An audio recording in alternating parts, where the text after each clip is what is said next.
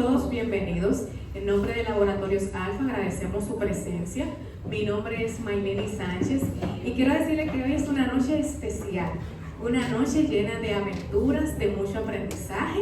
Hoy contamos por primera vez con nuestra primera conferencia impartida por el doctor Rafael Antonio Pérez García, tratando el tema de demandas y sentencias con inteligencia para el Departamento de Emergencia.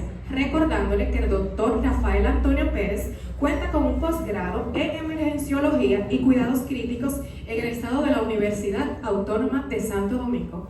También cuenta con una maestría en Gerencias Modernas de la Salud en la Universidad Católica de Santo Domingo. También cuenta con una segunda maestría en Atención a Pacientes Críticos y Emergencia de la Universidad de Barcelona, España. Ha recibido varios reconocimientos internacionales que lo acreditan como un conferencista internacional. Debo darle la bienvenida a nuestro conferencista estrella, el doctor Rafael Pérez García. Buenas noches. Bienvenidos a todos los fascinantes mundo de la emergenciología. Esta es la bienvenida que me gusta dar porque yo siempre me he identificado de emergencia. Esta noche vamos a tener un tema muy interesante que despierta la curiosidad, no solo aquí en nuestro país, sino en el mundo entero, porque es algo que se está dando de forma más común. El tema de hoy será demandas y sentencias con inteligencia para nuestro departamento de emergencia, donde todos nosotros prestamos servicios. Entonces, algo muy importante es que debemos de conocer los términos básicos, que ya yo sé que muchos, la mayor parte son emergenciólogos, residentes de emergenciología también, y muchos de nosotros dominamos estos términos, como son la emergenciología, que sabemos que es la rama de la medicina que se encarga de las emergencias y urgencias médicas. Sabemos que el emergenciólogo es el profesional preparado y capacitado para ejercer dicha profesión. Sabemos que la emergencia es la enfermedad o condición que compromete la vida del paciente en menos de una hora. La urgencia es la enfermedad o condición que no compromete la vida del paciente en menos de una hora, pero que si no es tratado y estabilizado antes de las 24 horas, puede pasar a convertirse en una emergencia súbita. También es importante conocer nuestro espacio, la sala de emergencia, que sabemos que es el espacio tanto del centro de salud público o privado habilitado para atender estas condiciones de salud. En la emergencia solemos trabajar con lo que se llaman protocolos, que son normativas y pasos orientados a tratar cada condición médica.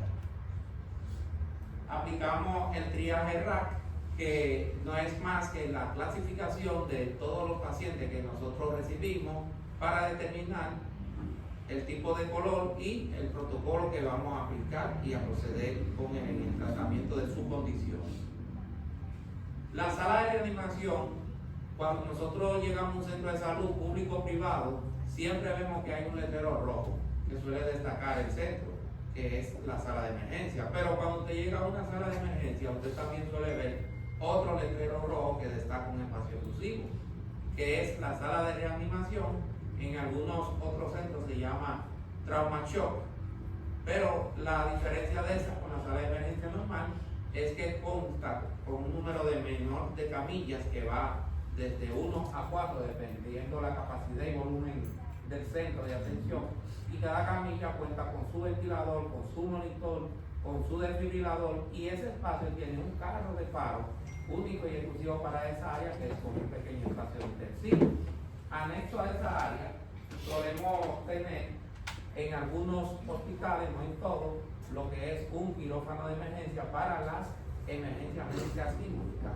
Estas, una vez atendidas y tratadas, su proceso de estabilización pasa a esa sala de reanimación, que es el pequeño UCI, pero tenemos que saber que en este espacio los pacientes no van a durar el tiempo que en un intensivo normal, sino que van a durar el espacio que todos conocemos como hora dorada para ser luego estabilizado y trasladado a su UCI final, en el caso de un traumatismo, un UCI quirúrgico o neuroquirúrgico, y en el caso de un clínico, un UCI clínico.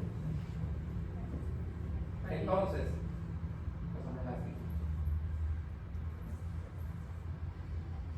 mencionamos los términos que ya ustedes conocen y dominan, porque vamos hoy a entrar de lleno en algo que viene partiendo de la conceptualización que ustedes tengan de lo que ya muchos suponemos que saben.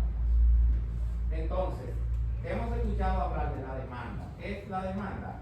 Es el acto jurídico, procesal, verbal o escrito por el cual una persona física o moral llamada demandante, que en el caso de nosotros se llamaría el paciente, acude ante un órgano jurisdiccional a ejercer su derecho de acción en contra de otra, que sería el demandado, o en este caso el profesional de la salud, con el objetivo de reclamar las prestaciones que se enuncian. Doctrinariamente se le considera un medio hábil para ejercer el derecho a la acción, siendo la forma más común de ejercerla. En la mayoría de los casos debe de ser escrita, excepcionalmente verbal en algunos procedimientos forales. Por ejemplo, todos sabemos que nuestros abuelos, los que lo tenemos, bisabuelos, y todas estas personas de más de 80 años, y quizás algunos hasta de 70, en los tiempos anteriores no tenían el acceso a la educación. Y muchos no saben leer ni escribir, sin embargo, tienen una mente lúcida. Y ellos se recuerdan y saben todo lo que ocurrió tal cual, y saben quién es esa persona. El hijo de fulano, y fulano es nieto de sotanejo, y así le cuentan una historia. Entonces ellos saben explicar y testificar. Pero también otra condición está, por ejemplo, un extranjero que no hable ni domine la lengua suya.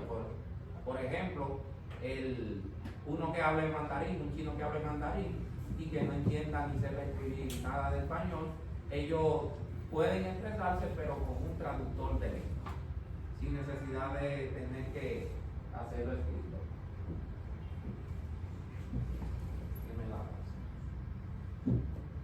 Entonces, ¿qué documentación se necesitaría para una demanda? Precisamente una breve descripción de los hechos que motivan la queja, como ya dijimos, puede ser escrito, que es lo que más concierne, y verbal. Y datos personales, tanto del paciente, en nuestro caso, que sería el demandante, como de su representante o abogado, así como del demandado, es decir, en este caso el profesional a quien ellos quieren o están acusando.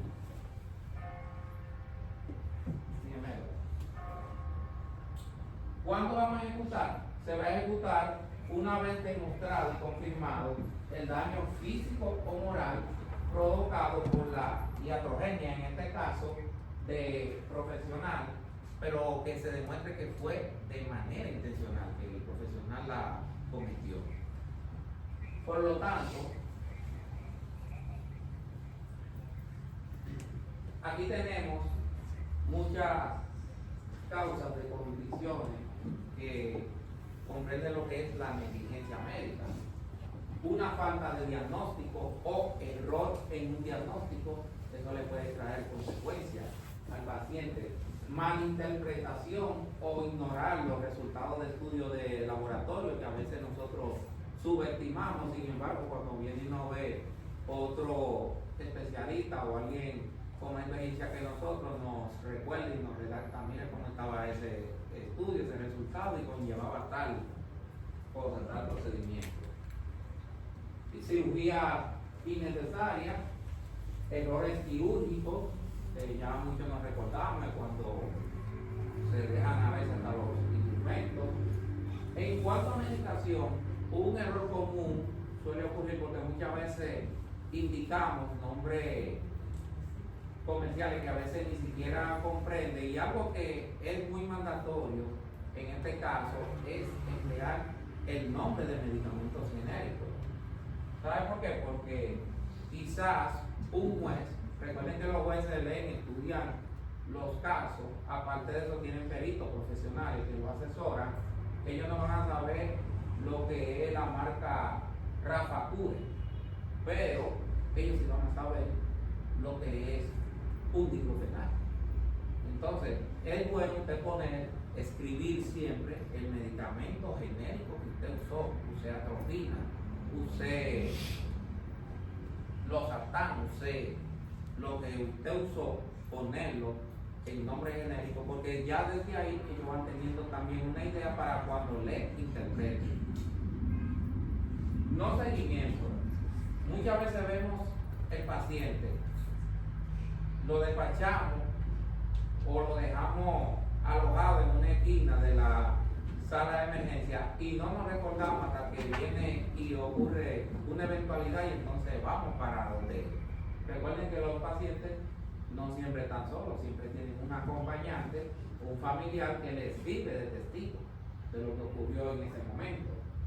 Descarga prematura, a veces nosotros tenemos las emergencias demasiado congestionadas y nosotros por querer agilizar descargamos, mándalo con tal especialista o mire, tenga ayer, vaya use esto y venga mañana, vaya por tal lugar o donde está el médico. Y el paciente, ustedes saben que muchas veces esta se nos va con un vacío y no se va tan conforme. Ignorar o no tomar el historial adecuado del paciente. Muchas veces el paciente nos dice a nosotros, doctor, soy alérgico a tal medicamento. Doctor, yo soy paciente con esta condición. ¿Qué ocurre? Que cuando venimos, medicamos al paciente, nos hace casi frecuentemente la anafilaxia. El paciente puede darse el caso de que fallezca, pero hubo un testigo, a veces hasta se verifica si el médico escribió o no, que muchos no escriben, y ellos dicen, pero le habían dicho que era alérgico a esto o aquello. Entonces, el médico no escuchó o ignoró lo que le dijo el paciente. No ordenar las pruebas adecuadas, donde le llega un paciente con un síndrome coronario, ya nosotros sabemos cuáles son los estudios y cuáles son las pruebas más específicas, pero fíjate usted indicándome una orina, un pocológico, una prueba bastante alejada de lo que estamos tratando, si estamos en una emergencia o urgencia médica. No reconocimiento de los síntomas. Como muchas veces, los pacientes a veces nos llegan a nosotros y dicen, a mí me vieron en tal sitio, pero no me supieron decir qué tenían, qué tengo. Hay veces que usted sabe, siempre dígale al paciente, usted tiene esto por esto y aquello, para que el paciente vea que usted sí sabe lo que tiene y porque usted lo despachó sin nada, lo despachó con algo, pero que tenga una idea clara. Si usted no le dijo nada, entonces el paciente va a decir, ese médico, ese profesional no reconocía y por eso yo me compliqué o se me complicó el pariente. Así es la cosa. No solamente son los médicos especialistas y los generales, también los quiroprácticos, asistentes de cirugía, las enfermeras, las auxiliares de enfermería que cometan errores o negligencias, los bioanalistas que no sepan interpretar estudios, los radiólogos que no sepan interpretar imágenes, los psicólogos que no sepan dar la orientación y que el paciente por una causa u otra llegue a algún estado depresivo. Ustedes saben que hasta ellos terminan a veces cometiendo provocando su propia muerte. Eso también puede llevar, si no tuvo un buen tratamiento, a ser demandado. Fisioterapeuta, el paciente tuvo un evento isquémico, por poner el ejemplo, a nivel cerebral, o tuvo una fractura o lesión musculoesquelética, pero fue enviado a secciones de fisioterapia precisamente para ayudar un poco con la recuperación. Pues por el contrario, en vez de aplicar la técnica que mandaba, el fisioterapeuta o ignoró o no aplicó y el paciente en vez de mejorar empeoró. Eso también le puede conllevar a una demanda, porque ¿quién que se da cuenta? El mismo médico cuando le está tratando dice, pero hizo esto, tomó aquello, lo otro.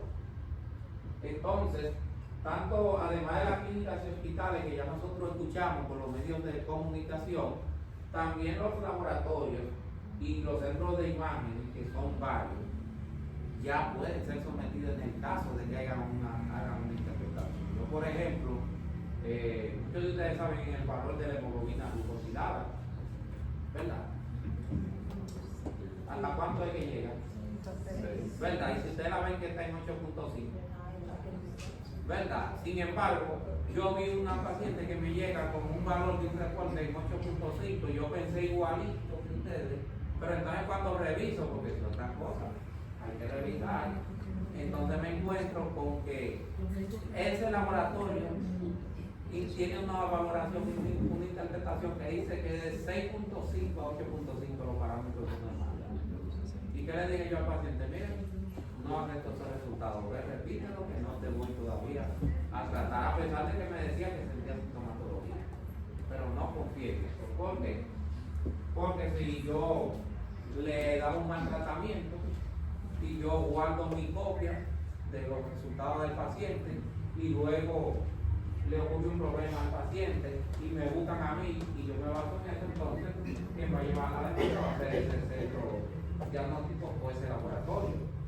Y los naturalistas, aunque ustedes no lo crean, yo mismo por experiencia propia una vez, yo dije, bueno, si usted se va a quedar con su morita, vaya donde le están poniendo su morita para que se sane y se mejore. Yo soy médico y yo trabajo aquí con estas condiciones, con estos materiales. Ustedes saben que cuando la famosa morita, hubieron muchas personas que resolvieron sus problemas, pero hubieron otros que se complicaron.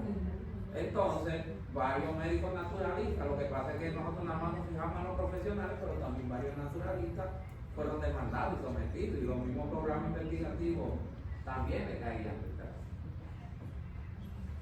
Entonces, la sentencia es la decisión de cualquier controversia o disputa judicial que da la persona a quien se ha hecho árbitro o juez para que lo juzgue o componga. Nosotros hemos escuchado los términos, las terminologías como son veredicto, resolución, fallo, laudo, dictamen, pronunciamiento y decisión. Eso ustedes a veces lo escuchan en los medios noticiosos, pero son los diferentes sinónimos de lo que es definitivamente la sentencia. Pásenme la siguiente. Por lo tanto, en sentido popular, la sentencia es la decisión rendida para acabar con un juicio o la que interviene en el curso de la instancia. Esta resolución definitiva es dictada por un juez o tribunal que decide el caso en cualquier instancia o recurso según las leyes procesales penales. En el caso de nosotros, de los médicos, sin importar la especialidad, el juez, recuerden que le dije ahorita en cuanto a los medicamentos, que bueno que ustedes escriban nombres genéricos, porque hay nombres que ni nadie, ni a veces ni el mismo perito, ni otro médico conoce. ¿O ustedes conocen el Fomara? Nadie lo conoce. Entonces, ahora, ¿quién de ustedes no conoce el Candesaltán? Ese sí lo conocen todos y ya saben de qué estoy hablando. Entonces, el testimonio de un experto médico es importante porque la negligencia médica generalmente requiere de médicos expertos para testificar basados en los protocolos que requiere la condición por la cual el médico en este caso ha sido demandado. La atención que recibió el demandante o el paciente estuvo o no al nivel requerido, se cumplió o no con los protocolos de la condición que mandan. En sentido popular es la decisión definitiva. Entonces, la sentencia puede ser estimatoria. Estimatoria es si el juez acoge la pretensión del demandante, es decir, el que tiene la razón, en este caso es el paciente. Y por lo tanto, el dictamen del juez es a favor de él y quien va a tener que pagar la consecuencia, obviamente, es el médico. Sin embargo, la sentencia también puede ser desestimatoria. Que ya aquí el juez o tribunal acoge la pretensión del demandado, es decir, en este caso del médico, si el dictamen del juez es favorable a él debido casi siempre al testimonio del experticio médico. Siempre es bueno nosotros saber trabajar con los protocolos, ser lo más explícito posible porque el juez no es médico, el juez no sabe, pero el juez es una persona estudiosa, es sabio y por lo tanto él no toma decisiones solo, él se asesora. Y por eso nosotros tenemos que saber decir siempre, como dicen por ahí, la verdad y nada más que la verdad. Y nos basamos en las guías y en las evidencias científicas. Puede ocurrir también la sentencia parcialmente estimatoria, donde una parte de la razón la tiene el paciente, pero otra la tiene usted.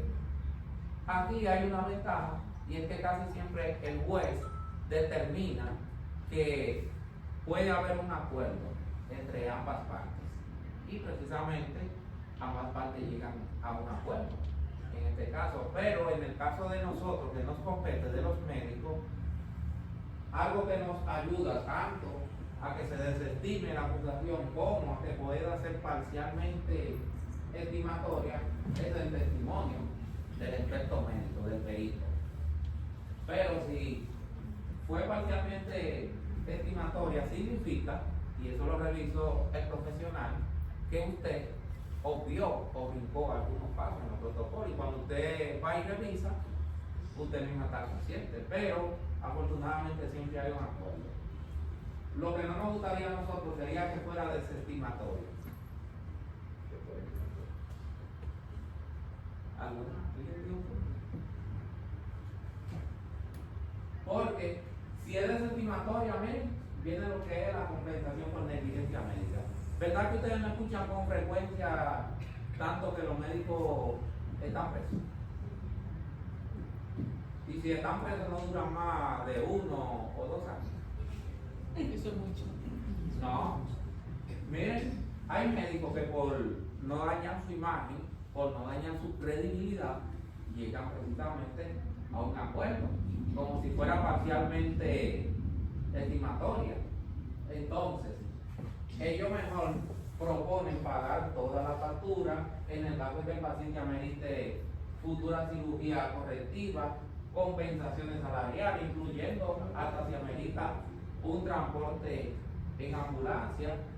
Ellos se comprometen con eso. Ustedes saben que el demandante lo que está buscando es que le devuelvan, que le compensen. Aparte de que él no tiene cómo cubrir todos sus gastos. ¿Quién me da?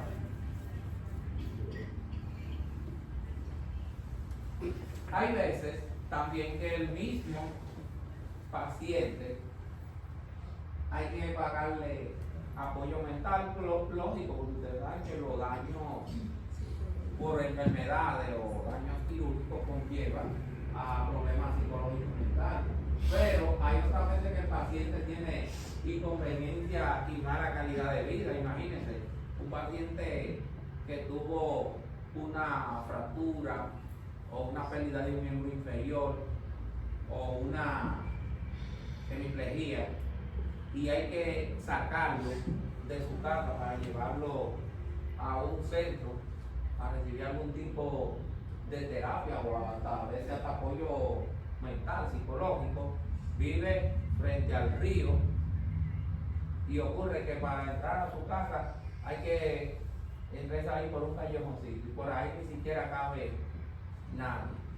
Y eso dificulta más el traslado y complica más el paciente. Entonces muchas veces el que está comprometido a pagar eso dice, no, espérate, pero déjame alquilar una casa arriba, cerca de la calle donde llegue la ambulancia, para que la ambulancia lo busque y lo recoja, porque ahí lo que más se va a traer es más problemas. Pero todos gritamos por nosotros mismos y más vamos a gritar si tenemos que pagarle la medicación que se le pone, porque recordemos que esa medicación la está usando es por una negligencia que nosotros cometimos. Y nosotros lo que estamos evitando es tener que estar en la cárcel. Bueno, cuando son pacientes ya con enfermedades terminales o con un problema que nosotros quizás no lo deseábamos, pero le compromete la vida al paciente en menos de 5 o 6 meses o hasta 3. Yo soy de los que recomiendo, y hasta yo mismo, en caso de pero no, nunca cometerlo, yo le pagaría todo eso, incluyendo hasta su su sepelio, su gasto funerario. El hecho es que yo demuestro que nunca fue mi intención y traté de limpiar mi imagen con esa familia. Pero pasa otra. Ah, mira, el paciente por un error mío hubo que amputarle la pierna. Está bien. Por eso yo tengo que darle compensaciones salariales. Y ustedes saben que no es fácil porque el paciente dejó de trabajar, no está trabajando por mí, pero para yo no caer preso. Y su abogado es uno de los que está exigiendo, yo me comprometo con eso. Si el paciente dura su tiempo con su amputación, ajá, pero después ustedes saben que hay que subsistir con algo. Él decide, aunque sea en silla de ruedas, ponerse a escribir por ahí y vender numeritos, o que por silla de ruedas ahí pararse en un estante y vender en un colmado. Ya tiene una estrategia de cómo ir consiguiendo dinero. O consiguió donación con una fundación, le donaron una prótesis y ocurre que la persona vuelve a caminar. Esas son analíticas a veces que los médicos, algunos hacemos, que pueden ser estrategias, porque ustedes saben que todo el mundo lo que quiere es ganar, ganar, ganar. Entonces hay médicos que desisten y mejor aceptan su sentencia, pero porque ustedes ven que esos médicos ninguno ha durado 20, ni 15, es más, ni siquiera 10 años. Ah, lo que pasa es que el paciente, el demandante, la enfermedad no fue de por vida, el paciente no ha fallecido, el paciente sigue vivo. Y ni que digan los familiares, ni que digan los vecinos, él consiguió una forma de cómo estabilizarse y se vuelve a recuperar. Entonces ahí llega lo que nosotros llamamos apelación. Nosotros apelamos porque nosotros también intentamos demostrar que no fue nuestra intención, pero que tampoco el paciente no iba a fallecer por eso. Y a través del pago de nuestra multa en el sistema judicial, porque el sistema judicial dice, no, mira, la persona no se me quedó por siempre discapacitada, incompetente, la persona está productiva, entonces pues el profesional se le puede dar la oportunidad. Ahora, si falleció, si se quedó sin nada, no, el profesional sigue ahí todavía. Estos tantos problemas y tantas querellas desde el año 2017 para acá ha llevado a lo que es la proliferación de lo que son los médicos abogados, y por ende eso va a llevar una reacción del colegio médico.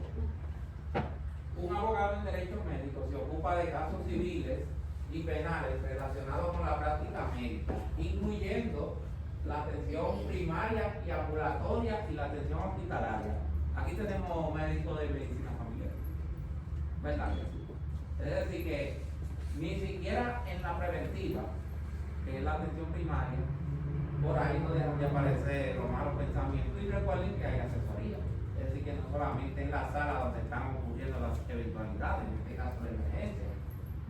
El doctor Domingo Peñalina reveló que en el país hay más de 300 médicos abogados, sin contar los que en la actualidad están cursando la carrera. Anunció también la supuesta negativa de la actual directiva del Colegio Médico en aceptar como sociedad especializada la entidad que agrupa a los médicos abogados. Entonces, el doctor Barbarito, el 28 de abril de este mismo año, de 2024, en la revista del Colegio Médico, el doctor Barbarito le responde que ese organismo que hace más unos 20 años atrás las demandas médicas se podían contar con los dedos de la mano. Es decir, que eso de demanda médica así, por gusto y por placer, no era tan común como está haciendo ahora. Hoy se han convertido en un festín, en algo común. Para nadie es un secreto que en cada condena a un médico, clínica o hospitales involucra una danza de millones de pesos. O no se le va a millones a ustedes, pagando lo que dijimos ahorita. Hasta el transporte de ambulancia, el salario, que si hay que volver a hacer cirugía, medicamentos que ustedes saben que hasta hay algunos ahí en pacientes traumatológicos que hasta una sola inyección me cuesta hasta 26,000 pesos. Ahora imagínense usted de ahí para allá y usted hizo su compromiso y tiene que cumplir. Si usted no cumple, lo llevan allí. Antes no veía, el juez lo va a obligar a cumplir o lo deja preso. Entonces nos da mucha pena ver cómo algunos medios y comunicadores han expresado su felicidad por estas condenas en contra de los médicos. Por suerte, estos representan una gran minoría y en su gran mayoría estos pocos son comunicadores de poco peso social. En realidad se han duplicado. Pero, ¿por qué se han duplicado? Porque en la sociedad los ha llamado más a los periodistas investigativos. Ustedes antes se recuerdan uno o dos nombres. Y sin embargo, ahí tenemos como 8 programas investigativos. Pero ¿qué pasa? La gente lo llaman a ellos como una forma de hacer público la eventualidad para que el profesional ante la sociedad, por vergüenza, diga una de las dos. Espérate, vamos a dejar eso así, y cumpla con lo que le dijimos ahorita, saltar la deuda, o quede ridiculizado, como muchos vemos que van presos. Pero vemos que los mismos programas, como yo le dije ahorita, dicen que tal médico que fue sometido, tal doctora que fue sometida, y no han pasado ni 2 años y ya está absuelta. Bueno, lo que pasa es que la persona que supuestamente tenía que tener una discapacidad vitalicia o tenía que haber fallecido, está recibiendo todo el tratamiento, a lo mejor mucho más favorable que el que recibía en aquel entonces cuando se comprometió, y ahora ya está totalmente estabilizado. Entonces se resolvió aquel problema, no está demostrado de que iba a ser vitalicio. Entonces a mí que dame mi oportunidad. Déjame la siguiente.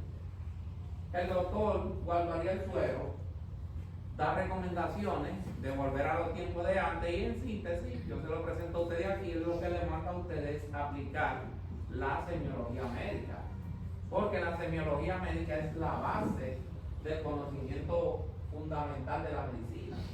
En la semiología médica nosotros tenemos lo que es una semiotecnia, que es la que busca las manifestaciones clínicas de todo tipo de enfermedad o de condición. Una mnemotecnia que la nombra por orden de relevancia. Una propedéutica que la reúne como síndromes, y una terapéutica que es el tratamiento tenido para la patología identificada.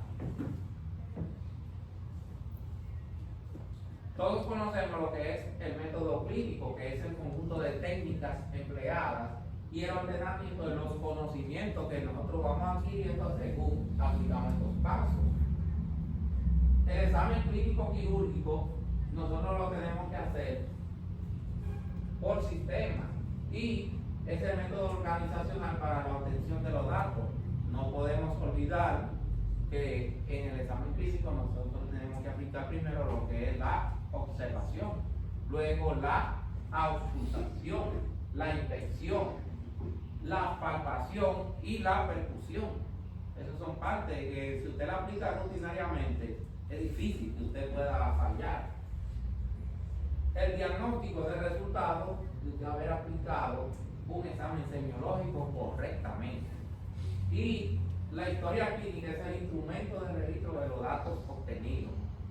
Sabemos que muchos le queremos correr a la historia clínica, pero ahora con estos tiempos de seguridad social y de demanda, ve que es mucho más importante. Pero, doctor Pérez, nosotros los médicos de emergencia no podemos durar tanto tiempo llenando una historia clínica tan larga. Bueno, usted no va a llenar un libro, pero vamos a hacer una síntesis. La semiotecnia que usted va a aplicar como médico de emergencia es: usted va a verificar si el paciente llegó solo o si llegó acompañado, si fue llevado por el 911, si viene de cerca o lo traen de lejos. En el método clínico usted va a verificar si tenía presentación clínica previa como fuente de información, lo llamaron, le presentaron al paciente, y si se lo presentaron, llegó tal cual le comentaron a ese paciente. Y el triaje RAC, que tanto nosotros lo mencionamos, lo confirma como previamente fue presentado. Y en el caso que no fue presentado previamente, si no, lo confirma con el comentario que no era quien lo llevó, la persona, el 911, etc.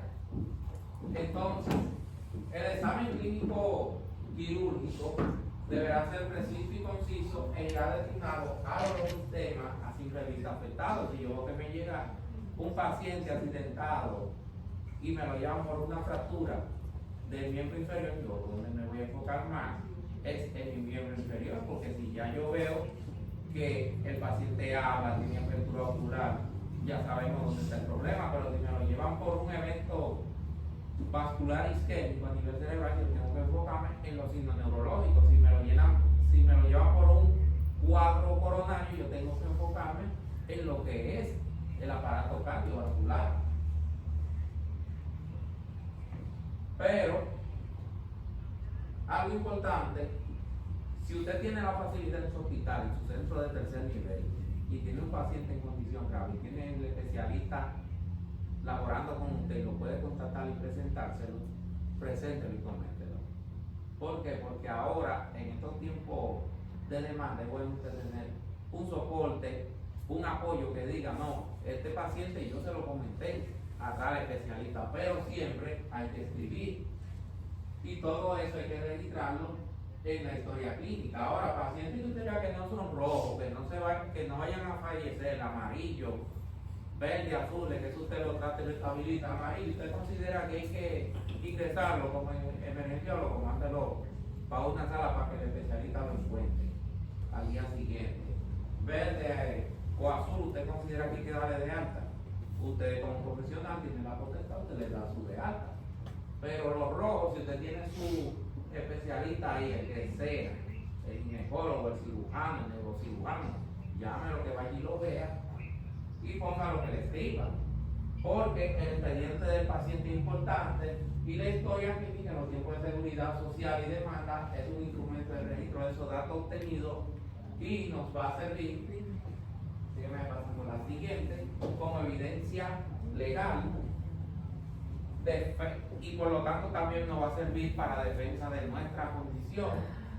El historial del caso es muy importante y recuerden que además de leerlo el juez, lo va a leer el médico experto con quien el juez consulte.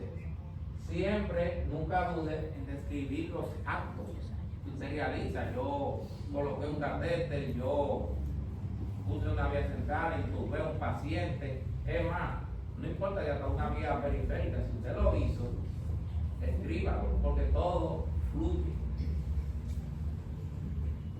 No duden, y se lo vuelvo a repetir, aunque se pongan ojos con ustedes, si está el especialista ahí, llame a su cirujano. Yo no estoy diciendo que usted no sabe poner un tubo de pecho, usted lo pone. Usted sabe poner un acceso venoso central, usted lo pone.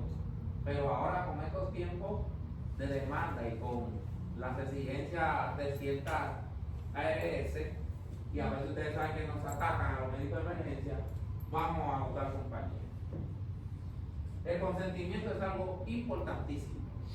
Y más usted que en emergencia recibe el paciente, si usted ve que el paciente se le puede complicar en menos de una hora o hasta en 2 horas, ponga que el familiar, el acompañante, si el paciente no puede, le firme un consentimiento.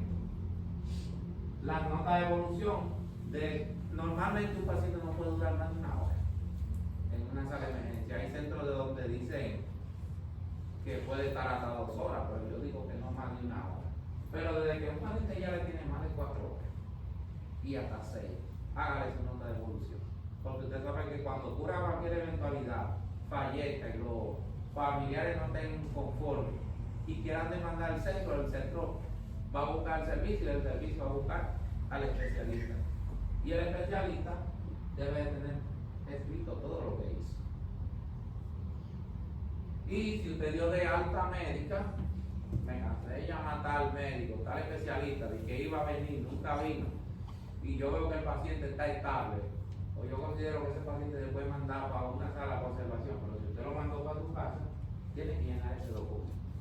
Ocurrió cualquier eventualidad fuera del centro, llegó la demanda, esa historia clínica la revisa, además del juez, el experto, el perito que le da asesoría al juez. Y si todo eso ahí habla de que usted aplicó su protocolo correctamente, ya ustedes saben que esa sentencia va a venir a favor de ustedes.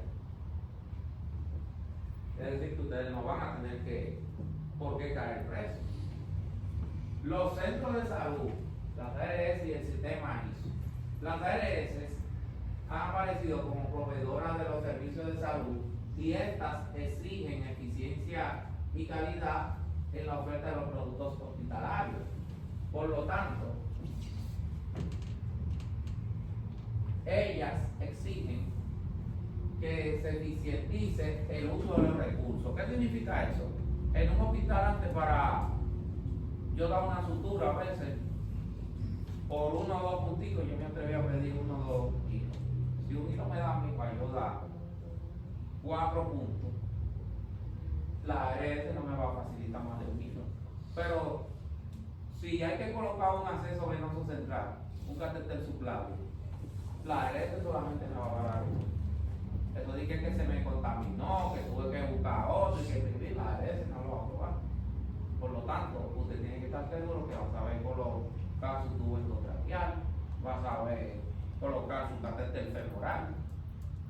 Es decir, usted tiene que estar seguro que va a saber hacer su procedimiento, porque la primera parte sí la cubre la ARS, pero de ahí para allá los otros gastos van para el centro. Y ustedes saben que hay centros que no se comprometen y que mejor se lo cargan a ustedes y hasta se lo descuentan. Entonces, las ARS son las encargadas de seleccionar los centros de salud que aquí aparecen como redes de prestadores de servicios de salud para servicio a los clientes de ellos, pero son las encargadas de contratar y de pagar los servicios hasta de modo individual como prestadores de servicios de salud. Y ellos, tanto a los centros de salud, que yo sé que ustedes lo saben, pero también a los médicos de manera individual, y eso se hace hablando directamente con el paciente. ¿Y por qué le indicaron esto? ¿Y por qué tanta cosa aquí? Ellos pasan auditoría. Y por lo tanto, ellos tienen su facultad hasta de poder romper el contrato con usted o con la prestadora de servicios de salud. El sistema ISO, International Standardization Organization, primero 9000, hoy 9001, surge en 1947 como necesidad industrial de unificar normas internacionales para asegurar y certificar la calidad de los procesos. Eso se encarga de la evaluación de la calidad. En este sistema la organización es fundamental y los procesos deben ser protocolizados. El mejor ejemplo, usted lo ha visto en comerciales, que dice de la naturaleza a su mesa. Y ustedes ven que presentan que de cosecha, de la mata, luego de la mata lo llevan en el camión a la fábrica. En la fábrica ustedes ven que presentan el galón, que la máquina echándole el líquido, poniéndole la tapa, de ahí para el supermercado. Del supermercado lo compra el cliente, en la casa lo prepara y me lo lleva a la mesa. Eso, aunque muchos lo veamos ni que por televisión y no entretengamos, es una forma de la empresa justificar con evidencia de que ellos están cumpliendo con esa norma, precisamente por si se habla mal del producto. Sin embargo, en el ámbito de salud, las ARS maniobran para contratar tanto los centros como los médicos, y ustedes saben del centro de salud donde está la ARS, no deja que vean su paciente, y que hay otros médicos que, aun siendo de esa misma especialidad, no tienen el código con determinada ARS.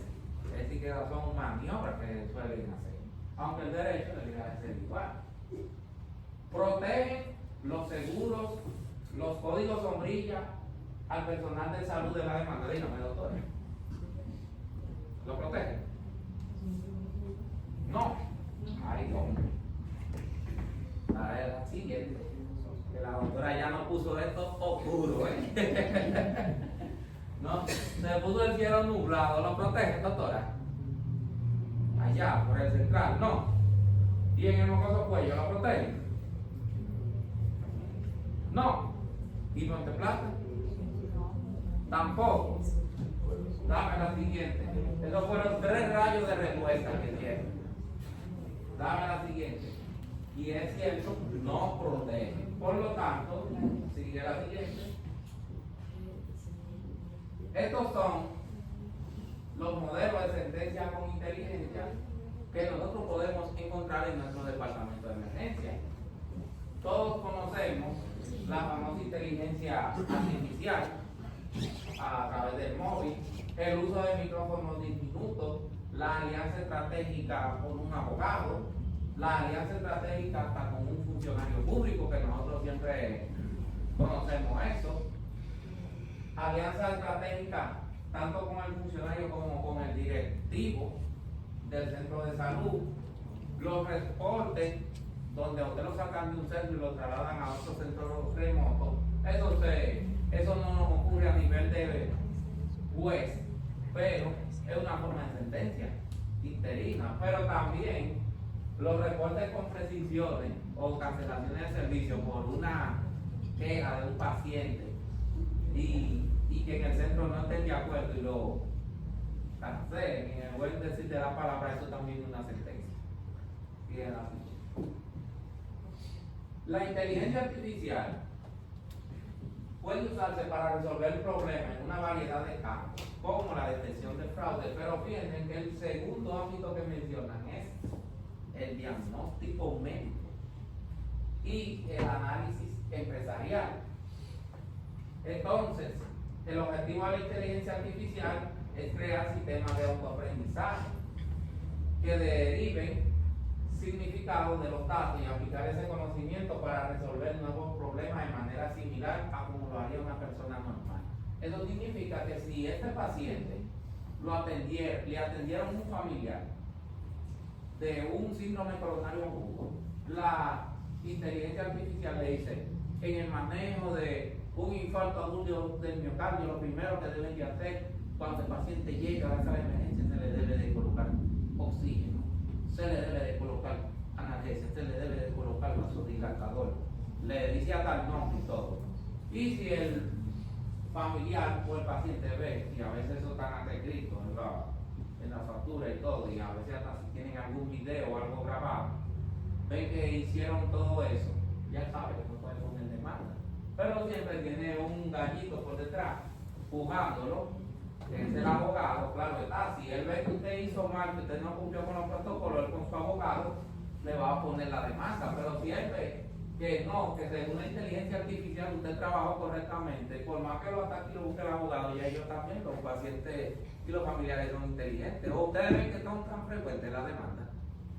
Ustedes no la ven que son tan frecuentes todavía, porque la gente sabe que para todo hay que gastar dinero. Y no es fácil estar gastando en un abogado. Entonces, ¿cómo funcionan los micrófonos ocultos? Todos nosotros vemos que siempre llega un familiar acompañando al paciente, pero muchas veces no nos damos cuenta que llegan hasta más de una persona, pueden ser dos o pueden ser tres. Hay veces que hasta el abogado encubierto como familiar de quien entra directo con él fue uno de los que se quedan afuera. Normalmente el que se queda afuera es el que tiene ese dispositivo, pero ese dispositivo graba el sonido en cierto rango de metros que lo transmite a un ordenador o dispositivo de grabación en otra ubicación.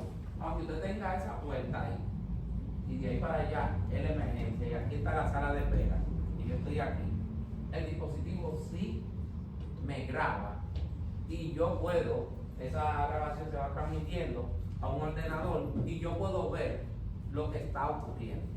Puedo ocultar, pero cuando llego allá a mi casa, ahora pasó una hora y al pasar una hora yo veo, oye, pero una hora y todavía no sale fulano, ¿cómo estará? Y luego a las 2 horas sale la persona, ay, me despachan, me dan de alta, pero yo no me siento todavía bien bueno. Pero doctor, no, ya su paciente está mejor, eso va a resolver, eso va a sanar. Bueno, está bien, nos la llevamos.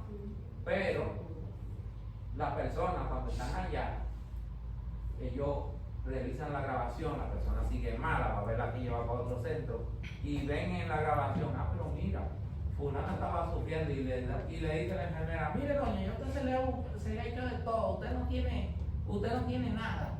Mira doctor, aquí está la paciente, todavía le diciendo, no, pero mira, ábrele un poquito la función, mira, pero no tenemos que tal medicación. Usted sabe que eso aquí no llega, que eso no está.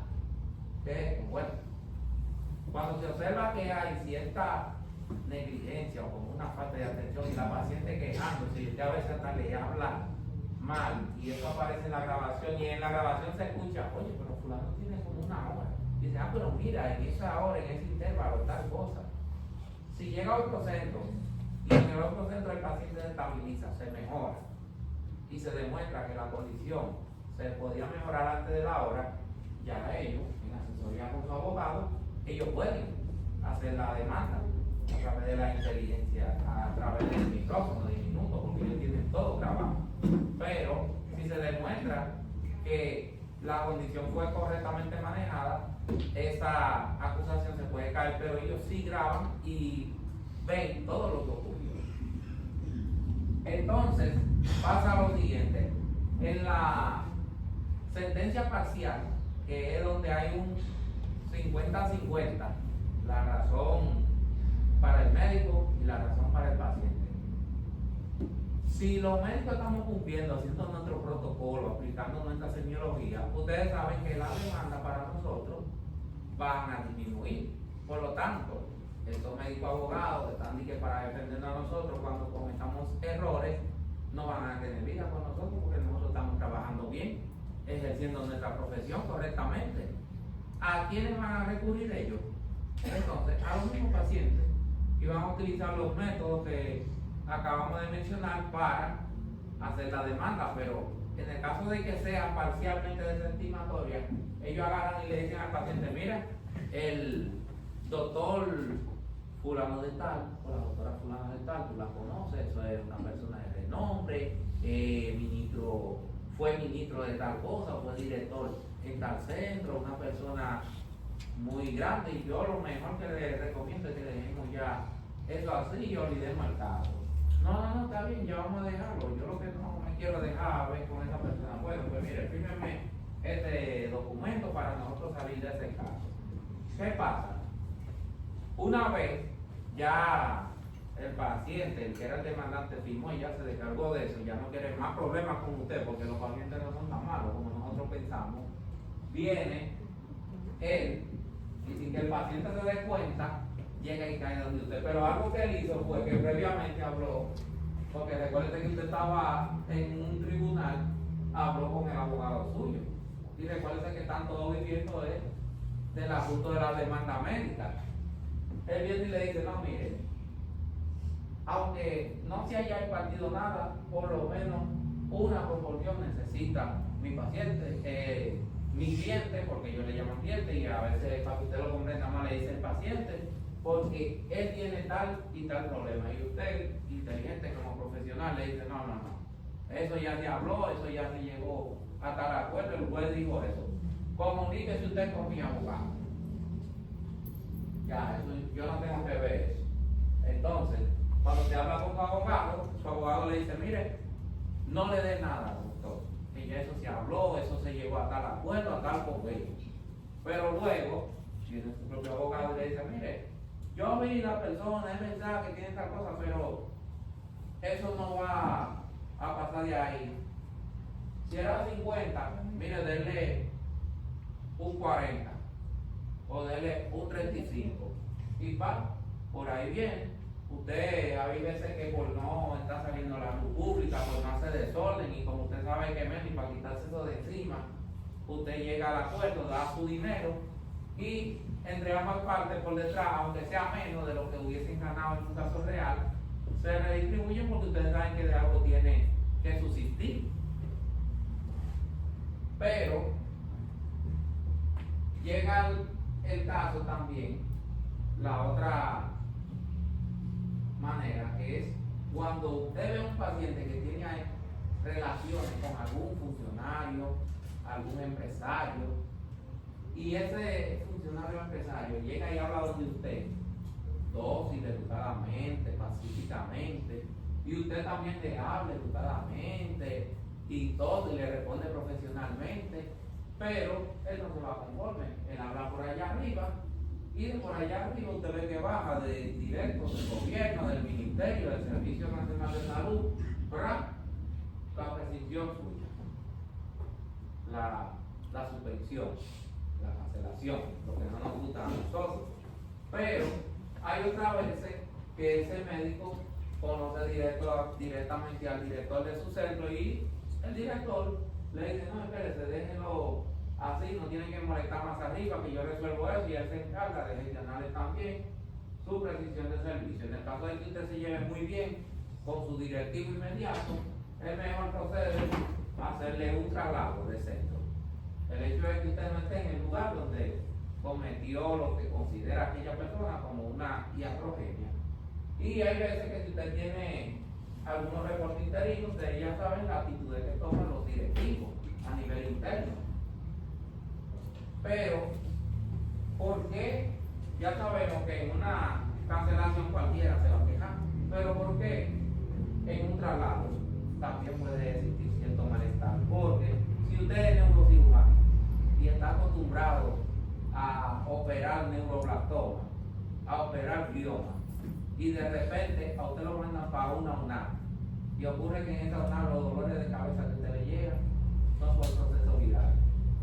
Y si bien a haber una migraña a la vez de casualidad, una vez al año, y que casi esos dolores, si usted cree que con tal medicamento, que con tal procedimiento, y yo dice, no doctor, eso a mí se me cura con hoja de tal, ya usted se desactualiza, eso usted deja de hacer su ejercicio, y hay muchas veces personas que también no prefieren renunciar, porque usted está totalmente bloqueado. Estas son las causas más comunes de demanda médica, aunque ustedes no lo crean. Muchos de ustedes se ponen a llenar licencias médicas, pero ustedes no conocen la CISAPRI y mucho menos conocen el IDOPRI. Entonces, IDOPRI todo lo que tiene que ver con trauma, CISAPRI todo lo que tiene que ver con asuntos clínicos. Esas instituciones tienen unos formularios en los cuales, además de ir detallados los datos suyos como profesional, como execuado, usted tiene que poner que usted encontró en los estudios que realizó. Usted tiene que poner qué tratamiento usted hizo o qué amerita el caso del paciente en ese caso. Yo no sé si ustedes han visto esos formularios, si lo conocen, pero yo sí lo he tenido que ver y leer. Entonces, cuando ya ahí aparece que usted es un médico general, o usted es un médico residente, o usted es un médico emergenciólogo, por ponerlo así, o es un médico internista y a quien le tocaba llenar la licencia médica era un ortopeda, no se lo reconoce. Y por lo tanto, esa persona no va a conseguir sus prestaciones laborales. El empresario no es quien paga esa licencia. Esa licencia la paga el IDOPRI o la paga la CISAPRI del descuento que le van haciendo sus empresarios. Entonces, cuando el empresario pues que tiene un empleado que no le va a ser útil por tal tiempo, pero entonces la entidad a la que él le va pagando no lo reconoce, ¿qué termina haciéndole? Lo cancela. ¿Y quién se quiere quedar cancelado? Doctor, pero si usted no era cardiólogo, ¿qué rayo usted hacía? ¿Por qué usted me estaba dando esa licencia médica? Si era un cardiólogo. Si usted no era ortopeda, ¿por qué usted me estaba dando tanto día a mí? Pero ustedes saben que ellos llegan donde nosotros, a veces hasta con el dinero sin uno pedírselo, porque lo que quieren es librarse el trabajo. Pero nosotros tenemos que pensar en esos problemas y muchos no nos imaginamos que ellos mismos después se pueden convertir en nuestro peor enemigo por una licencia. Por eso muchos, en los lugares que yo trabajo, yo se lo digo, mira, vete a trabajar, o si no tú estás cancelado. El especialista viene mañana a tal hora. El especialista viene, si tú viniste hoy viernes, porque los viernes les gusta mucho, para librarse el fin de semana, y por ahí viene un periodo largo y ya yo estoy esperando más. Yo le digo, mira, vete a trabajar, o si no tú estás cancelado. El especialista estaba hoy esta mañana aquí, ¿por qué tú vienes a las 12? ¿Por qué tú vienes a las 1? Son estrategias que ya hay que irlo convenciendo. Y ya yo tengo pacientes que nada más de que me ven dicen, si ese doctor es que está ahí, yo no voy por ahí. Yo soy cobarde, yo no quiero eso. Esos hielitos son buenos para muchos, ganárselo. Pero es bueno, si usted no le compete, no se lo gana. Deje eso al profesional. Certificado médico. Yo, fulano de tal, certifico haber examinado a tal paciente y confirmo que se encuentra en buen estado de salud física y mental. Ven acá, doctor. Lea este certificado. Sí, dice que está bien, que está normal el paciente. Mire, ¿y qué es eso que usted ve ahí? No, pero eso es una parálisis cerebral. No, pero mire lo que dice ahí. Y no me digan que ustedes no conocen una parálisis cerebral frente a ustedes. Ustedes la conocen. Pero ustedes no lo vieron el paciente, ustedes fue el papá, fue el tío, el abuelo. Mire, lléneme esto para llevarlo a otro sitio. Entonces, por ahí también, a ellos les llega otro perjuicio, les llegan otros rechazos y también viene otra demanda también por eso. Usted certifica que alguien está enfermo sin estar enfermo y quien se da cuenta es el empresario. La fulana no quiere nunca trabajar los fines de semana y siempre una licencia.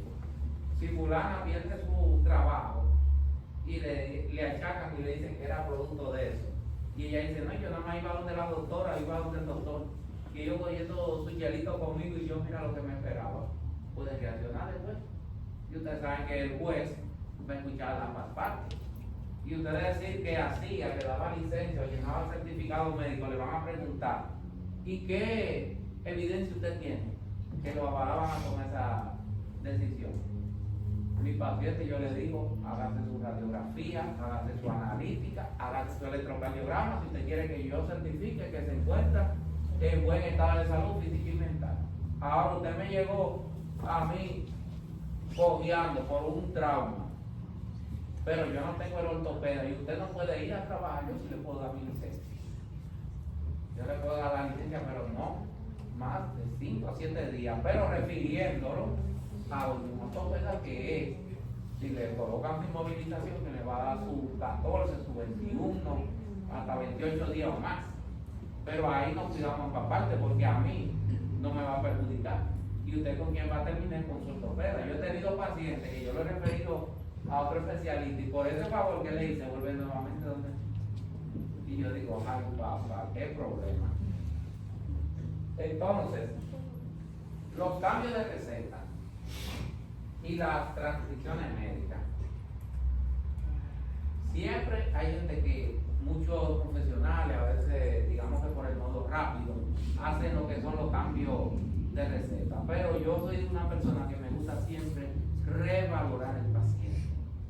Porque cuando usted viene a ver, no amerita ni siquiera lo que le indicó el otro médico. Y usted es un profesional, usted tiene su criterio. Y hay pacientes que hasta mejor me lo han agradecido porque hasta encuentran que yo lo he evaluado y lo he atendido mejor. Por lo que dijimos ahorita, yo aplico la semiología, aunque me tome mi tiempo con mi paciente. La transmisión de receta. El ejemplo que tengo, un paciente, un señor, que usaba digital. La digital parece que era asequible a nivel de botica, pero hubo un momento en el que tuvo una intoxicación por digital que todos conocemos y al tener su evento clínico fue llevado al centro hospitalario, se le puso su antídoto, se ingresó y luego cuando lo vio su cardiólogo, el cardiólogo le suspendió el tratamiento, pero para ese tiempo vinieron los nuevos modelos de medicamentos que todos conocemos y usamos en la insuficiencia cardíaca, que son los beta-bloqueantes mixtos. Todos conocen su carvedilol, su bisoprolol, el metoprolol, y son moléculas que ustedes saben que no son fácilmente asequibles a cualquier bolsillo. El paciente por un tiempo lo estuvo comprando, pero luego, por asuntos económicos, no pudo seguirlo comprando y volvió y cayó en su digital, la cual en principio le estaba funcionando y le volvió a funcionar, pero luego vuelve y cae en otra intoxicación. Vuelve al centro, pero otro médico que no era su cardiólogo, con la receta le vuelve a hacer otra y lo despacha con un medicamento. El paciente se lo va tomando, está bien, pero vuelve y sufre una segunda recaída, vuelve, recibe un segundo ingreso. Cuando lo vuelve a ver el cardiólogo dice, pero yo a usted le había quitado, yo le había suspendido eso. Por suerte, se le había visto su historial clínico y cuando se va y se revisa, sí, es cierto. Y ahí hay escritura hasta del cardiólogo que se le había suspendido. Pero sí que lo que es el problema. Y ese señor, yo no sé cómo, y es verdad lo hay. Hay gente que guarda y reserva una receta vieja por tanto tiempo. Con una receta de más de 9 meses hecha. Coge parece que ya en el centro que había ido primero, donde estaba el cardiólogo, ya lo conocen, ya saben que no amerita eso, pues va por otro centro. Y cuando va por el otro centro, lleva la receta. Y cuando lleva la receta, una doctora se lo hace. Se la tranquiliza por hacerle un favor. Resultado, ya cuando llegó la tercera intoxicación, ya no hubo para nada, para el paciente. Pero ¿qué pasa? Siempre algunos familiares recuerdan, no, pero que ese medicamento que se lo habían quitado, que se lo habían suspendido, y por ahí llega, se investiga el caso, y durante la investigación hay veces que ahí lograron contactar hasta el mismo cardiólogo anterior que él tenía. Él dijo, no, pero a él se le quitó una vez y yo no sé quién se lo volvió a poner, y luego se le retiró por segunda vez. Es decir, que él sabía, hablando del paciente ya fallecido, que no podía usarlo, pero no sé cómo vuelven y le medican eso. Entonces, lamentablemente, esa persona, por el simple hecho de transcribir, en vez de referir donde el especialista, para que el especialista revise, aunque sea otro especialista diferente, no es el mismo que lo conocía, porque los especialistas siempre desglosan, y quizá otro hubiese descubierto que él había hecho ese signo, esa reacción, hasta viendo el electro. Entonces, ahí ocurrió otra demanda, y esa demanda lamentablemente la perdió esa persona única y exclusivamente por transcribir recetas. Y ya todos sabemos lo que son las cirugías innecesarias, eso lo vemos en las noticias, estudios sin justificación, la no aplicación de protocolo. La inteligencia artificial orienta ya a los pacientes y sus familiares, pero también ellos se orientan con sus abogados de cuánto actuar y cuánto no actuar. Y si por ahí se descubre que usted no trabajó y no aplicó un protocolo de una condición tal cual, pues viene esa demanda. Yo sé que muchos de ustedes le dicen de boca a los pacientes, pero un referimiento verbal y que el paciente fallezca en el camino, o al llegar a otro centro, y a lo mejor en otro centro sin cupo para nadie, el paciente fallezca, se va a investigar y va a saber qué pasó por tal sitio, y que de tal sitio lo mandaron y no le dieron un papel, algo escrito. No nos dieron nada, pues entonces ahí viene una demanda. Igualmente referir a otro centro sin avisar. En el otro centro a lo mejor no estaban preparados, no tenían cupo.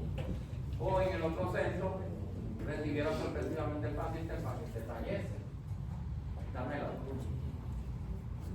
Por lo tanto, la relación entre médicos y prestadores de servicios de salud ante las demandas ha sido la reposición de póliza con el personal de la prestadora de servicios de salud, es decir, el personal médico que labora en ese centro, todos están incluidos en una póliza para defender ante estos casos. Se excluye el personal profesional externo del centro, es decir, en este caso los médicos que nosotros buscamos y pagamos por nuestra cuenta. Pero ya ustedes saben que todo profesional externo deberá tener su seguro de responsabilidad jurídica. Y es raro el médico aquí que no tenga el patrimonio, el que más se usa. Y su iatrogenia se cargará al socio que lo contrate, porque ustedes saben que el centro lo que busca siempre es liberarse de toda culpabilidad. No recepción de pacientes sin un familiar o tutor responsable. A nivel privado es recomendable, a nivel público nosotros decimos que es responsabilidad del Estado, pero casi siempre la culpa recae sobre los médicos. Pero eso sigue siendo una decisión. Pero no olviden esto, porque ustedes verán lo que viene más adelante. Y el consentimiento del paciente, familiar o tutor, de la condición delicada a su llegada y su alta posibilidad de complicación, lo mencionamos ahorita, el consentimiento informado, porque ustedes saben que muchos especialistas dicen, que la emergencia, que fulano es el emergenciólogo, que si me llamaban a mí, que si me decían, y los familiares sabían tal cosa, no. Ahí los familiares sabían la condición grave, a usted se le llamó, se le puso su nota, por eso mencioné lo de la interconsulta. No se sientan avergonzados, eso no significa que usted no sepa, que usted no sea un gran profesional, pero sí hay que saberse cuidar. Entonces, esta es la noticia de último minuto. pueden sacar su celular y tomar su foto. Ese es el artículo original en inglés. Vean la fecha. ¿Cómo dice ahí? Eso fue ayer, ¿verdad? Hoy estamos a 17. Ustedes son los primeros que saben de eso. Entonces, pásame la siguiente para traducírselo. Traduciéndoselo al español, dice que la Corte Suprema y la Ley de Tratamiento Médico de Emergencia y Trabajo, eso es la famosa ley ENTALA, lo que fueron al Congreso de Sodoé. No sé si recordarán que mencionamos eso cuando estábamos hablando de la emergenciología en los nuevos tiempos de seguridad social. Dice, un momento peligroso para todos nosotros. ¿Qué pasa? Ese reporte se está refiriendo más a las emergencias ginecológicas. Sin embargo, dale para adelante, nosotros no trabajamos nada más con pacientes embarazadas, nosotros trabajamos con todo tipo de pacientes. Y mi recomendación es que en vez de ponernos a pensar solo en embarazadas, como dicen en este caso, pensemos en todos los pacientes, englobémoslo a todos, clínicos, quirúrgicos, embarazadas, etc. La idea de que una asistencia médica, como le vamos a llamar a todos los casos, sea rechazada de un departamento de emergencia porque no está lo suficientemente cerca de la muerte, traiciona todos los principios básicos de la ética médica: beneficencia, no maleficencia, autonomía y justicia. Ya hemos visto las situaciones trágicas y difíciles que surgen debido a la incertidumbre sobre si el caso de una asistencia médica cae dentro de la disposición de excepción médica de un estado. Allá se refieren a que en algunos estados trabajan diferente a otros los médicos, pero en conclusión lo que nos dicen es a nosotros rechazar a un médico, a un paciente, perdón, porque consideramos que no es una urgencia, una emergencia. En Tala, esa ley que fue en los tiempos de Donald Trump, que se promulgó, requiere que los hospitales participantes en Medicare, la mayoría de los hospitales de Estados Unidos que ofrecen servicios de emergencia, proporcionen tratamiento estabilizador necesario a cualquier paciente con una condición médica de emergencia, incluido el trabajo o labor de parto activo, que amenaza seriamente la vida y la salud del paciente. Se debe proporcionar servicios de emergencia independientemente de la capacidad de pago del paciente. Con relación a lo que les señalé ahorita, marcado en rojo sobre el no estar recibiendo los pacientes solos, ellos ya están exigiendo que como quiera que sea, usted tiene que asumir esos pacientes. Y sin embargo ya sabemos que a nivel privado, siempre la carga se la van a querer echar a usted. Pero esto es un debate siempre que va a haber entre las ARS, porque allá en Estados Unidos existen grandes ARS, y los reclamos de los médicos. Yo acabo de llegar, incluso estuve por la ciudad de Miami y yo vi que hay centros inclusive dedicados única y exclusivamente a servicios de emergencia, y hay otros centros que son únicos y exclusivamente para atención y cuidado ambulatorio, y son súper excelentes sus servicios, pero aunque no lo creamos, llevan esa presión. Entonces, luego de haber completado esta conferencia, si alguno de ustedes tiene alguna pregunta, ya llegó la hora de la pregunta. O algún comentario también, porque así como yo encontré eso a la noche, ayer ustedes pueden encontrar algo reciente, cualquier pregunta o comentario, duda o aclaración. Vamos, motívense si alguien quiere preguntar algo, ese es el momento. ¿Nadie quiere preguntar nada? Sí, vamos a escucharlo, aunque ustedes no lo crean, esto es muy interesante. Bien. Vamos con usted, doctora.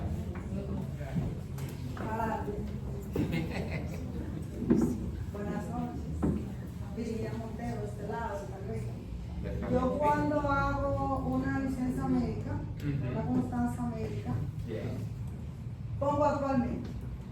Actualmente. Eso yo me llevé de la jefa mía, es, yo cuando tú vayas a hacer algo, tú pones actualmente. Actualmente refiere, viene, por esto, y como usted dice, hay que poner el diagnóstico, como que esto lo medicó, y allá usted da muchos días de licencia, no más de 72 horas. Y 72 horas no es una licencia. No, es una licencia, pero la licencia a partir entonces, de 5 o 7 en días. cuanto a la constancia médica, en cuanto al certificado médico, sí, allá se manda a hacer lo que usted dijo. Se mandan a hacer los estudios, Se los manda a hacer, entonces, se manda- por más que a mí me atacan y me dicen, por eso es que bueno, estos eventos yo no estoy trabajando. Y estoy seguro, y aquí tenemos hasta residentes que me conocen, que yo no lleno, yo no hago certificado, ustedes ven, miren, vaya, pase una consulta y síguele sus estudios. Uno le dice, tiene, pues, ay doctora, tiene eso, tiene que traer al paciente. Hay que Igualmente evaluar. trabajo en otro centro, que donde también mando, me conocen, soy característico por eso. Si no es con estudios, no hago certificación. Y a nivel privado, que nadie me vaya dando chelitos por debajo, que lo mío me gusta limpio. ¿Algún otro comentario? Actualmente. Exacto. ¿Algún otro comentario? Eso es importante, que tenemos aquí muchos hospitales donde sabemos que ocurren ciertas eventualidades, novedades. Aquí, doctor. Ah, ya, de la doctora.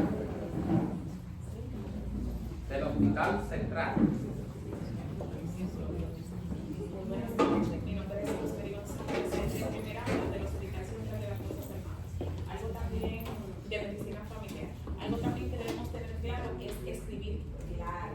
Nosotros los médicos a veces por estar rápido, porque hay más pacientes, porque la emergencia está llena, porque queremos avanzar el trabajo, no escribimos bien.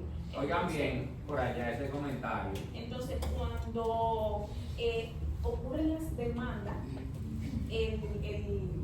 las personas que van a leer los documentos y no entienden lo que dicen, no lo pueden interpretar, entonces eso es un punto a favor de ellos y en contra de nosotros, porque no lo pueden interpretar. Entonces yo les recomiendo a cada uno de los compañeros que escriban claro, que se tomen su tiempo. Si que el paciente esté estable y está fuera de peligro, hay que hacer las cosas con calma. Es cuanto.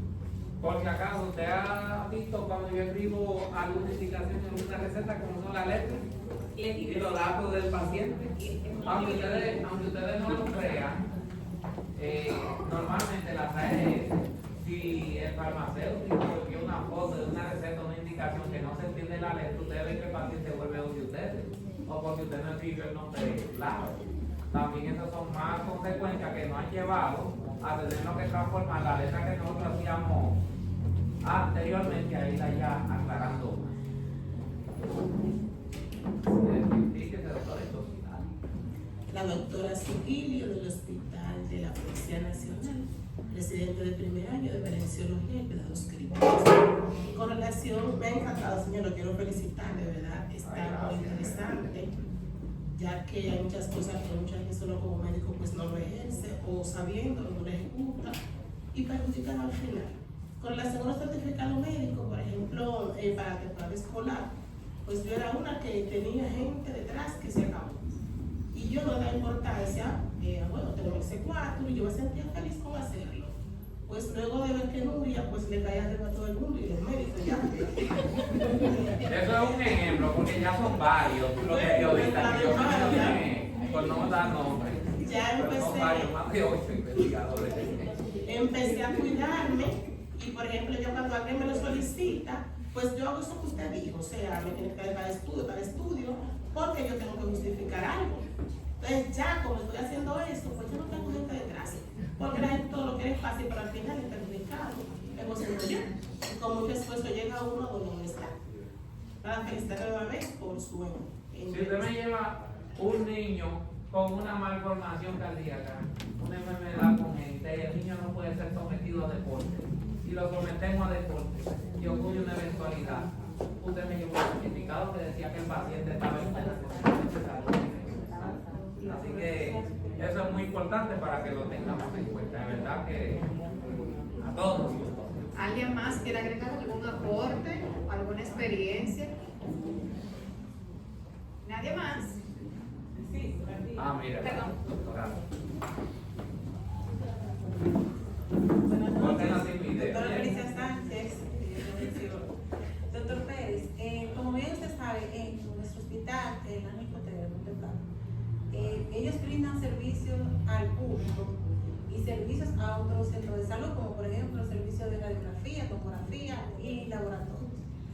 En vista de que nosotros tenemos lo que es la consulta de urgencia o consulta prioritaria, usted es testigo de que han enviado pacientes a hacer cambio de receta para que tengan Escuchen. Eso no solamente ocurre ahí, ocurre en diferentes centros. el logo y todo y el sello de allá del centro para curarlo a ARS. ¿Cuál es su opinión acerca de esa práctica? Bueno, fácil y sencillo. En el hospital central, cuando nos llegan de otro centro, ¿qué le decimos nosotros allá?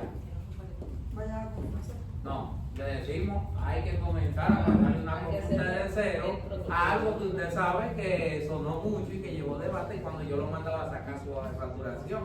¿Por qué? Porque no solo me estoy comprometiendo yo estoy comprometiendo a la institución, pero ¿qué rayo le voy a indicar yo una electromiografía a un paciente? Porque la indicación la está haciendo un médico pasante. Yo sé que ustedes para su pasantía estudian mucho, saben mucho, y ese paciente lo que tuvo fue un problema neurológico, que eso es lo que tiene que ver con un neurólogo, o a lo mejor hasta necesita una fisioterapia, y eso quien se lo recomienda un ortopeda, pero el que está capacitado en este caso a músculo esquelético es el ortopeda, y si fuera por déficit neurológico, el neurólogo. Entonces hay estudios que no proceden. Una tomografía, nosotros la conocemos a granel, pero ¿cómo rayos ustedes me indican una tomografía o una cefalea? Que a lo mejor hay un proceso gripal, pero el médico que está allí por hacer ciencia lo manda, lo indica ahora hasta la resonancia magnética en 3D. Nosotros somos profesionales y tenemos que saber que no hay suficientes recursos, especialmente a nivel de las instituciones públicas, y tenemos que razonar. Tenemos tomógrafos dañados en los centros donde yo estoy, entonces a la hora de yo indicar una tomografía, yo tengo que saberlo hacer con criterio, ¿o no?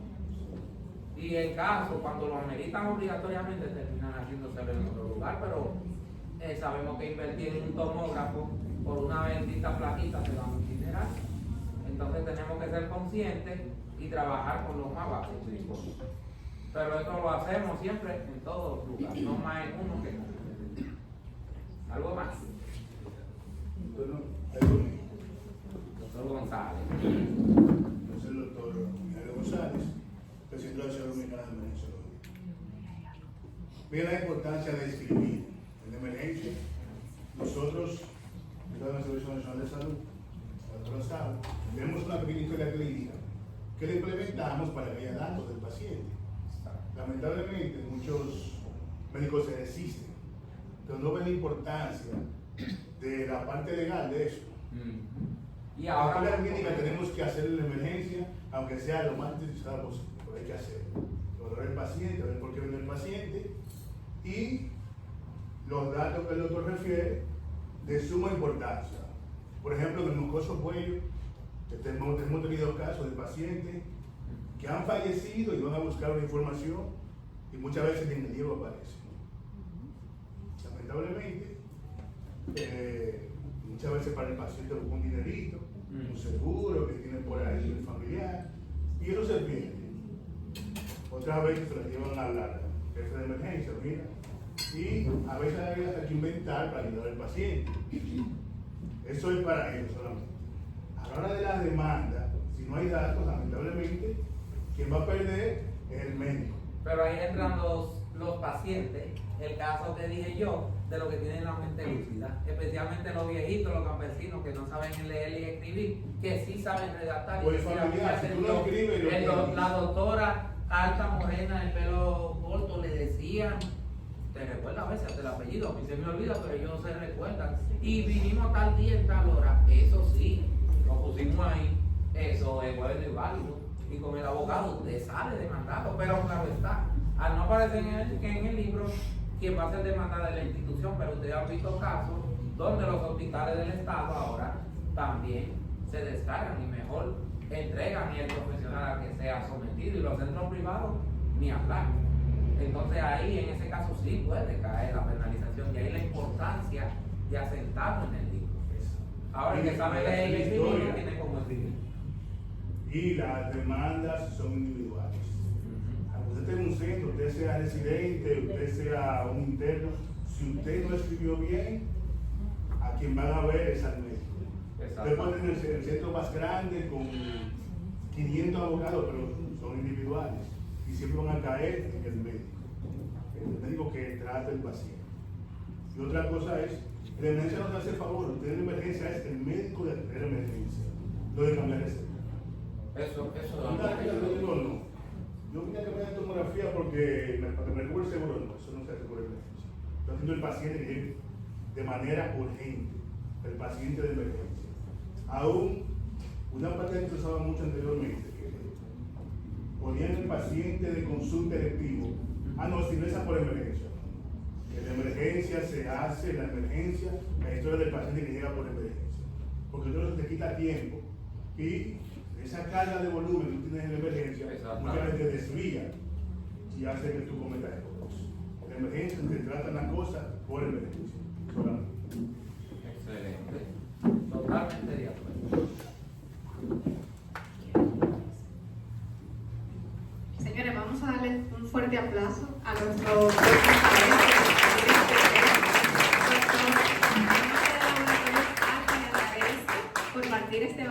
compartir este valioso tema con cada uno de sus colegas. Le doy las gracias a ustedes por estar aquí. Y le quiero decir que Laboratorios Alfa está comprometido en el desarrollo y aprendizaje de cada uno de ustedes. Doctor Presidente, le agradezco también su presencia. Vamos a pasar ahora a compartir un poquito y le tenemos una rica cena. De verdad, gracias a ustedes.